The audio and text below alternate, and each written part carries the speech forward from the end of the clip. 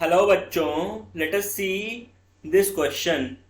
How have social divisions resulted in a violent and bitter ethnopolitical conflict in Northern Ireland. तो हमारा question है, social division और bitter ethnopolitics conflict की वजह से नॉर्दर्न आयरलैंड की जो हालत है वो क्या हुई, वहां पे कैसे सोशल डिवीजन हो गया. Now let us see the key concept for this question. So the key concept is social division. अब ये सोशल डिवीजन क्या होता है?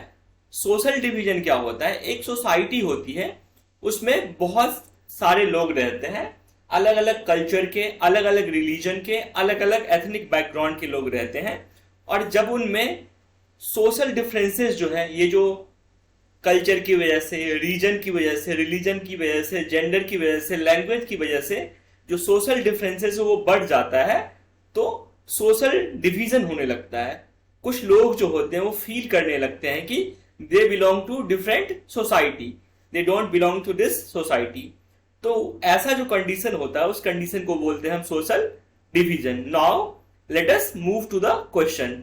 The social division resulted in a violent and bitter ethno-political conflict in the following ways. तो Northern Ireland में क्या हुआ था कि सोशल डिवीजन की वजह से वहां पे बहुत सारा कॉन्फ्लिक्ट हो गया था. Now let us see the answer. The population of Northern Ireland is divided into two major sects of Christianity.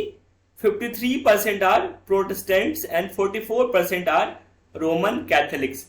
तो नॉर्दर्न आयरलैंड की जो पॉपुलेशन है वो टू मेजर सेक्ट्स में डिवाइडेड है, और वो दोनों सेक्ट्स क्या है? क्रिश्चियनिटी के दोनों सेक्ट हैं.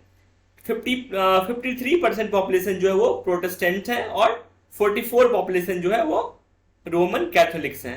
तो आप समझ सकते हैं कि वहां पे एक ही रिलीजन है, क्रिश्चियनिटी, उनके दो अलग अलग सेक्ट, प्रोटेस्टेंट और रोमन कैथोलिक्स के बीच की लड़ाई थी. प्रोटेस्टेंट की जो पॉपुलेशन थी वो टोटल पॉपुलेशन की 53% थी, और रोमन कैथोलिक्स की 44%. The Catholics were represented by nationalist parties who demanded that Northern Ireland to be unified with the Republic of Ireland, which was a predominantly Catholic country. तो जो Catholics थे उनको जो party represent करती थी, उस party का नाम था नेशनलिस्ट पार्टीज, और उन पार्टीज का डिमांड था कि नॉर्दर्न आयरलैंड को यूनिफाइड कर दिया जाए. किसके साथ? रिपब्लिक ऑफ आयरलैंड के साथ. और ऐसी उनकी डिमांड क्यों थी? उनकी ऐसी डिमांड इसीलिए थी कि जो कैथोलिक कंट्री थी, जो रिपब्लिक आयरलैंड थी, वो एक कैथोलिक कंट्री थी. वहां पे जितने भी लोग रहते थे सभी कैथोलिक सेक्ट से बिलोंग करते थे. The Protestants were represented by unionist who wanted to remain with the United Kingdom which was predominantly Protestant. और जो प्रोटेस्टेंट थे उनको रिप्रेजेंट करते थे यूनियनिस्ट, और वो चाहते थे यूनाइटेड किंगडम के साथ ही रहें. क्यों?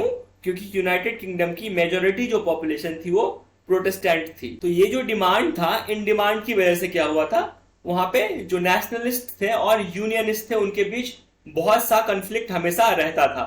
और इन कंफ्लिक्ट की वजह से बहुत सारे वहां पे वायलेंट क्लैशेस हुए, जिसमें कि 100 ऑफ सिविलियंस मारे गए, मिलिटेंट्स मारे गए, सिक्योरिटी फोर्सेस मारे गए. The conflict ended when UK government and nationalists signed a peace treaty. और यह कॉन्फ्लिक्ट कब एंड हुआ? जब यूके की गवर्नमेंट और नेशनलिस्ट फोर्सेस ने एक पीस ट्रीटी साइन की, उसके बाद यह कॉन्फ्लिक्ट एंड हुआ. तो इस तरीके से हम देख सकते हैं कि कैसे सोशल डिवीजन की वजह से कितना बीटर पॉलिटिक्स वहां पे चला, और इस पॉलिटिक्स की वजह से बहुत सारे लोगों की जान गंवानी पड़ी. So I hope you understood it well. Thank you. Best of luck.